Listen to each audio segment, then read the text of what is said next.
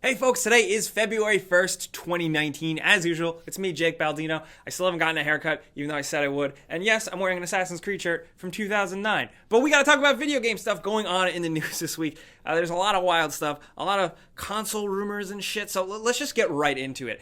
This first bit of news is actually a new patent that has been uncovered, that has been filed by Sony Japan, essentially detailing backwards compatibility for the next PlayStation, or, PlayStation 5 as we're calling it right now. Now, this is very interesting. I've seen this starting to bubble up as an exciting story because it sounds great. I'm taking this all, of course, with a grain of salt because patents are filed all the time. Companies do it really just to cover their bases, even if it's something that they don't end up actually pursuing. But this patent in particular specifically highlights a way of using processors on a machine to emulate backwards compatibility for multiple generations, not just a PlayStation 5 emulating PS4, which is good. I think they should do that. But apparently it's going back to, PS3 and PS2, which is wild and also sounds incredibly difficult. I think that's why they haven't done it in the past. But here we are. On paper, it's like a documented thing that they have at least thought about. I would say that when I hear patent rumors and stuff like that, I just look at it as a company had an idea and they figured that they would cover their base, whether they pursue it or not. Like I said. Still, would that be absolutely great? Yeah, I think so. I think now with things changing, with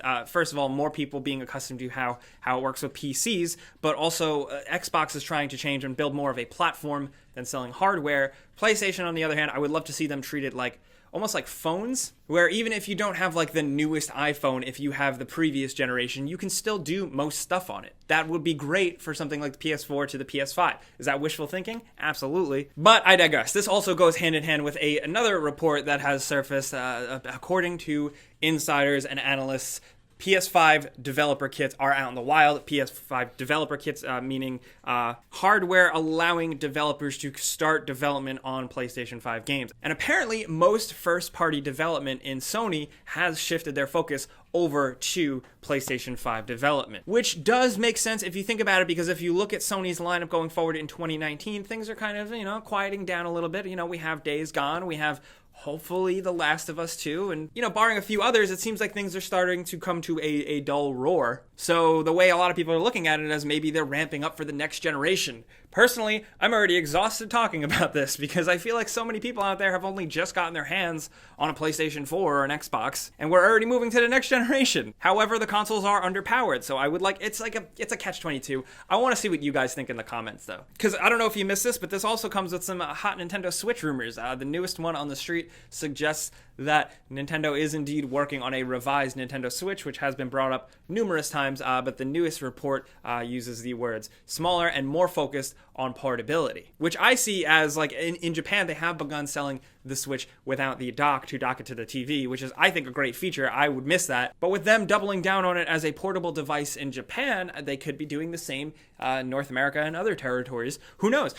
Maybe it could be them almost finally phasing out the 3DS. I really don't see that happening still, but it could be a move to begin doing so. Also, as an update, in case you guys missed it, since we have been talking about it a lot, Gamestop is not selling. The newest news is that the deals have backed out. GameStop, as you know, as we reported earlier, had been looking to sell itself to a bigger company, and there was apparently a bidding war. Two larger corporations were trying to acquire GameStop, potentially with the idea to repackage it or save it or absorb it. Who knows? But GameStop came out and announced that the deals have fallen through. They haven't been able to find a seller, and they're just going to keep going. The way I look at it is that GameStop needs to make a substantial change, a substantial fix or tweak to their model. Maybe just in the game selling experience, what have you. I don't know. But it's funny, and I'm not the first person to make this joke, but it's like GameStop couldn't trade itself in. Or essentially, GameStop tried to trade itself in. They didn't like the store credit value because it was shit. Not only that, they've also seen a record stock dive of like 27%, which is the most they've seen in many years, considering, like we talked about, I think an episode or two ago, that the games industry is growing. They are selling more and more, but their model was designed around pre-owned game sales, which are apparently down. Where are they going to go from here? Who knows? Like I said, I think they need to majorly rethink, refocus, like maybe Toys R Us had tried to have done, but didn't really act upon, maybe changing the whole shopping experience. That's all they can do at this point, but I'd love to know what you guys think. Where you shop, what do you think? Power to the players, am I right, boys? Power to the players. Power to the players. Andrew, can I get a power to the players? No. Okay. Thank you. Also, if you guys did miss it, Metro Exodus' PC release is not going to be on Steam. If you did pre-order it on Steam, it's going to be honored, but Metro Exodus has last minute seemingly become an Epic Game Store exclusive, much to the ire of many a PC gamer. I don't want to get into the weeds on that, but players have been taking to Steam reviews to review bomb the previous Metro games to get the point across that they're unhappy about this. I don't think that's the right way to go about it at all. But funnily enough, the Metro writer of the books came out to talk shit, because he seems like he always does that, and he thought it was a bad move too. I do think this is just a weird, interesting time for PC gaming. Everyone has been used to just Steam, and now things are growing and changing, and this is certainly growing pains. Got a couple new little tidbits about Sekiro, Shadows Die Twice, a game that we're very excited about over here, Sekiro. Miyazaki did do another interview with the head of From Software, the brainchild behind stuff like Dark Souls, and he did say that the game will be very hard, which is something that we expected, but he also went into detail saying that the game is replayable. That's where part of the value will come from, because every time you replay, it will get progressively harder. Not only that, he also confirmed that the game will have multiple endings that do actually take root in the story and are important. And I'm excited to see how that goes. I'm really excited to see the story that they seemingly want to tell here. But moving on from that, we've been doing a new segment here. Sometimes when I do get my hands on a game or a preview or something, I like to give you guys a little info about it here. So last week, I was able to get access and do a hands-on demo with the upcoming Rage 2. Not sponsored or anything like that. I was invited to check it out. And first impressions, it's actually pretty good. It feels like a really strong mix of elements of Bulletstorm, surprisingly, one of my favorite games, a little elements of Mad Max, Borderlands, obviously the original Rage, and Doom all smashed together. And what I liked most was not necessarily the open world stuff, but the moment-to-moment combat, the up-close stuff, because it's all about fast-paced action, not always relying on aiming down the sights. It does feel a lot like Doom, chaining cool kills together, using a lot of abilities that you have mapped to the triggers to chain together, essentially. One of my favorite things to do is throw a warp grenade, use it to boost myself up in the air, and then ground pound down and cause a lot of area effect damage. I did not expect to be so engaged in the combat in a Rage game, because interestingly enough, this does feel still like Rage. If you do remember the original game, the vibe is still very much there, but they have pushed the crazy factor. It is wackier. The Mutant Bash TV is now a blown out thing that I find myself spending a lot more time with. It's something you can go to in the world and engage in, and there are multiple tiers to it. Also, not only experimentation with the powers, but also with new weapons you find, seems to have a lot of potential, like a gravity dart gun, shooting an enemy filled with darts, and then shooting off to the side at any point will activate kind of like a gravity pull and will fling the enemy in that direction. Using the environment to kill enemies and stuff like that. Like I said, the shotgun, the sense of movement, and the chaining kills to me felt a lot like Bulletstorm, which I was happy to see. The driving and the open world stuff, I'm still not convinced on. I wasn't totally pleased with how the driving controlled. It did feel unfinished. I know that Avalanche has been working on it. The Mad Max game, the driving there controlled really great. Here, not so much. But you are able to customize your vehicle completely, steal other vehicles, use weapons on those vehicles, and do boost and dodging in your vehicle and do races and stuff. And there will be a lot of driving and essentially flying on a hovercraft because the world does seem really freaking huge. On the build I got to see, the draw distance was really impressive, and the amount of different biomes they have here is really good. It's not all desert. There's also marshlands, swamps, forests. Like I said, where I think they're going to win here is not really in the craziness or the world building, but the gameplay itself. That's where I was most satisfied with. I can only spend so much time on it just because we are strapped for time. If you have any more questions for me, like I did with our last preview, hit me up on Twitter and Instagram. I will try to answer as many of your questions as I can. My social media, of course, as always, linked in the description below. But Rage 2, not bad. Now let's move on to some more fun stuff. Every week we like to just find weird, cool stuff we come across on the internet to share with you guys. All of this stuff is also linked in the description below. But the first thing here is from Resident Evil 2. And this YouTube user basically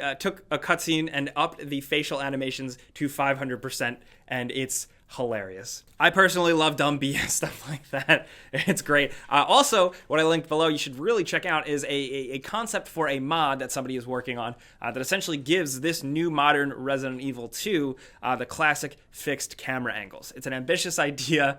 It's kind of weird, but I'm all about it. Oh, and not only that, but speaking of Resident Evil 2, we are going to be looking, we're putting out a call for glitches or any crazy weird moments that you've had in Resident Evil 2. It seems to be a pretty big hit. People are playing it like crazy. So we know a lot of you guys out there have had some crazy weird shit and glitches. So please send us anything you got. Linked in the description will be a form to submit any wild glitches you got to potentially be featured in a video that we'll react to. And next up, Quantic Dream has been in the news. The developers, of course, behind stuff like Heavy Rain, most recently Detroit Become Human, a game that I was really into, has gotten an investment from NetEase. NetEase, for those of you that don't know, is a giant Asian company with a lot of money that has been investing more and more in gaming, similar to something like Tencent that many of you might know about. And the substantial investment that Quantic Dream got, with them taking a minority stake in it, is essentially going to allow them to go multi-platform. They no longer need to rely on Sony for that. Now they can publish on PC and Xbox One as well as PlayStation 4, which is something I think is really cool. I think for what they're trying to do, those types of games,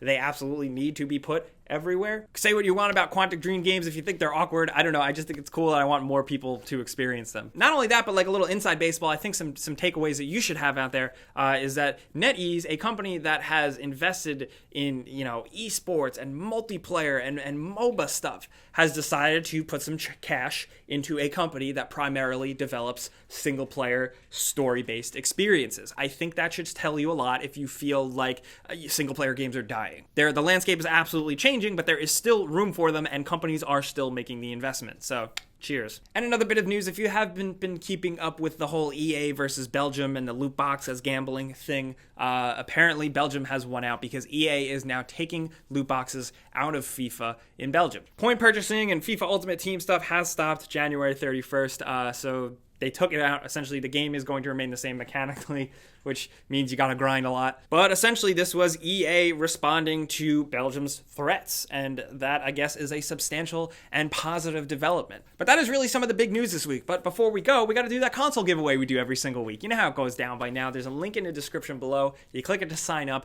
You enter once, then you enter for good, and then every week we go in and randomly choose one person to win a free console of their choice. And this week's winner is gonna be this person right here. Congratulations. Be sure to keep an eye on your inbox, your spam box, stuff like that, because we're going to be reaching out to you to figure out how to send you some free stuff. I've seen some people have some confusion with the form. They can't find their YouTube username or anything like that. If you can just give us any link to how to find your YouTube account, that works. But also, like I said in the description, there is a form to submit Resident Evil 2 glitches. We are putting out the call for stuff like that. Anything good Resident Evil that you captured, we want to react to it. But of course, now we got to talk about all the news stories this week. Backwards compatibility. How do you feel about it? Maybe you're a PC player. How do you feel about it looking at consoles? How do you think they should handle it? Do you think Xbox is making the right moves, and do you think PlayStation should also try that? Or do you think PlayStation should try something different where it's literally a backwards compatible box, no service, you put the old games in, and they work? I don't know if that can happen. I think these companies might be so past the point of return on that. We shall see. Also, Sekiro, Shadows Die Twice. How are you feeling about that? The game is like right around the corner.